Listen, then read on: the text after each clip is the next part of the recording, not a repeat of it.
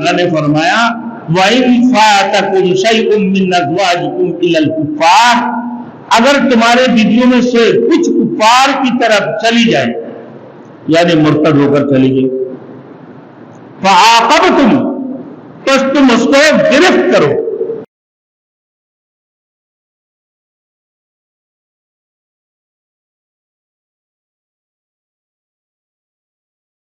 Thanks for watching. Don't forget to like, comment, share and subscribe to Maulana Habibullah Ruhani Official. اب عدم ادائیگی کی صورت میں مسلمان تو مان لی کہ اللہ کے حکم ہے، اللہ کی قرآن میں اللہ نے خود ارشاد فرما دی، حکم خدا ہے، ماننا مسلمان کے لیے ضروری تھا. اب کافر ہے، اللہ کے حکم کو ماننے والی نہیں ہے، قرآن کی بات کو مانتی نہیں ہے، تو اس صورت میں اس کے لیے کیا صورت ہوگا کہ مسلمان تو اللہ کی اس حکم کی پابند ہے، مگر سوال یہ کہ کافر بھی اس قسم کی تبادلہ مار کے لیے تیار تھے. ہو سکتا ہے تیار تھے یعنی کہ ہو سکتا ہے کہ جو عورت مرتد ہو کر ان کی پاس چلی جائے نہ تو وہ اس کا خرچہ ادا نہ کرے. اس مسئلہ کے حل کے لیے اللہ نے فرمایا وَإِنْ فَاتَكُمْ شَيْءٌ مِّنْ أَزْوَاجِكُمْ إِلَى الْكُفَّارِ، اگر تمہارے بیویوں میں سے کچھ کفار کی طرف چلی جائے یعنی مرتد ہو کر چلی گئی، فَعَاقَبْتُمْ، پس تم اس کو گرفت کرو. یعنی اگر ادھر سے کوئی عورت مسلمان ہو کر آ جائے جس کا خرچہ تم پر کافروں کو واجب الادا ہو تو اس کو تم روک لو. کوئی مومنہ عورت اس کی بعد وہاں سے آ گئی، یہ کافر بن گئی، وہاں چلی گئی، مرتد بن گئی دار الکفر میں نہ، تو اس صورت میں اگر تم مانتی ہو کافر سے وہ حق مہر کی رقم اور وہ تمہیں ادا نہیں کرتے، انکار کر دیتا ہے، کیونکہ وہ قرآن کے منکر تھے، اللہ کی بھی منکر، جزائے عمل کی منکر ہے، اللہ کی قرآن کی بھی منکر ہے. اب اس صورت میں یہ اللہ کے حکم کو تو نہیں مانیں گے، تو پھر کیا کرو گے کہ وہاں سے کوئی مومنہ اگر آ جاتی ہیں تمہارے پاس تو وہ کافر جو حق مہر ادا کی ہے تو اس کو وہ رقم ادا نہیں کرنا، وہ رقم ادا نہیں کرو گے. اب یہ رقم اس کو دو گے جس کی بیوی مرتد بن کر دار الکفر میں چلے گئے، یہ وہ رقم اس کو ادا کرنا دوسرے بندے کو، اس لیے کہ ان کافروں نے اللہ کے حکم کو بھی نہیں مانا جس کی وجہ سے وہ رقم دینے کے لیے تیار بھی نہیں ہے. اب مومنہ جب وہاں سے میرے دوستوں آ گئی ہے، اب آنے کے بعد وہ اس کی شوہر کو رقم نہیں دینا، اب وہ رقم کو روک کر کس کو دو گے کہ جس کی بیوی مرتد بن کر دار الکفر میں چلے گئے اس بندے کو ادا کرو. اب یہاں علماء بعض مفسرین کرام میرے دوستوں یہاں پر یہ بھی فَعَاقَبْتُمْ پر یہ بھی بیان فرمایا کہ بھائی تم ان سے جہاد کرو اور جہاد کر کے ان کی جو مال متا تمہیں ملتا ہے وہ بیت المال میں جمع کرو اور پھر بیت المال میں سے اس کی شوہر کو رقم حق مہر ادا کر دو. تھوڑی سی مشکل نظر آ رہا ہے لیکن مشکل نہیں. ایک مسلمان ہے، کافر ہے، وہ مومنہ مکے سے مدینے میں آ گئی صرف اور صرف دین کی خاطر، وہ ہجرت اس لیے کیا ہے. اب اس کی حق مہر کس سے ادا کرو گے کہ جو اس کی شوہر کافر نے جو ادا کی وہ اس کے کافر کو وہ حق مہر لوٹا دو.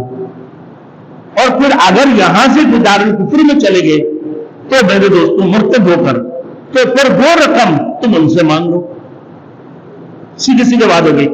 اب آگے بات یہاں پر کہ اگر وہ دینے نہ مانگے کفر کافر، کیونکہ وہ تو قرآن کے حکم کو مانتا ہی، تو صورت میں کیا کرو گے کہ وہاں سے کوئی اگر مومنہ عورت آ جائے تو پھر اس حق مہر اس کی حق مہر جو اس کافر کو مت لٹاؤ، اس لیے کہ وہ مومنہ عورت جو یہاں آ گئی ہے آنے کے بعد اس کی شوہر کا حق مہر اس لیے نہیں دو کیونکہ اس کی دوسری کی بیوی کو مرتد بن کے کافر دار الکفر میں چلے گئے، وہ حق مہر اس بندے کو ادا کرو کیونکہ اس کو حق نہیں ملا تھا کافر سے.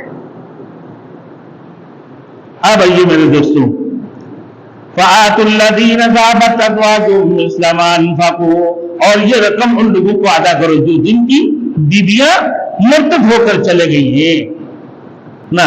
اب اور کافر ان کا خرچہ ادا کرنے کے لیے تیار نہیں. بعض مفسرین کرام میرے دوستوں آقا تم کو گرفت اس کا مطلب بتایا کہ تم ان کی خلاف جہاد کرو اور وہاں سے حاصل ہونے والا مال بیت المال میں جمع کرو اور پھر اس بیت المال میں شخص کا خرچہ ادا کرو جو اس نے اپنے مرتد ہو جانے والی بیوی پر کیا تھا. مرتد ہو جانے والی بیوی پر جو خرچہ کیا وہ اس سے بیت المال سے ادا کر دو. واتقوا اللہ، اور اللہ سے ڈرتے رہو، اس کی قوانین کی خلاف ورزی مت کرو. یہ اللہ کے حکم تھا، اللہ کے حکم ہے. بلکہ صلاح اور جنگ کے ہر قانون کی پابندی کرو. نہ اس اللہ سے ڈرو الذین انتم بہ مؤمنون، جس پر تم ایمان لا چکے ہو. انہوں نے اپنے رسول اور کتابیں نازل فرما کر احکام نازل فرمایا، اس سے ڈرو اور قانون پر عمل درآمد کرو. اب آگے میرے دوستوں بات رسول مقبول دوسری درس شروع ہو رہا ہے. الحمدللہ ابھی تقریباً 1:45 سے پہلے میری ارادہ ہے 12:30 بجے سے ہی درس قرآن شروع کرنا ہے. جو حضرت درس قرآن میں بیٹھتے ہیں پابندی کے ساتھ آپ پہلے تشریف لیں، آئندہ جمعہ سے 12:30 بجے بیٹھتے ہیں. رسول مقبول صلی اللہ علیہ وسلم کو اللہ رب العزت نے ارشاد فرما دی،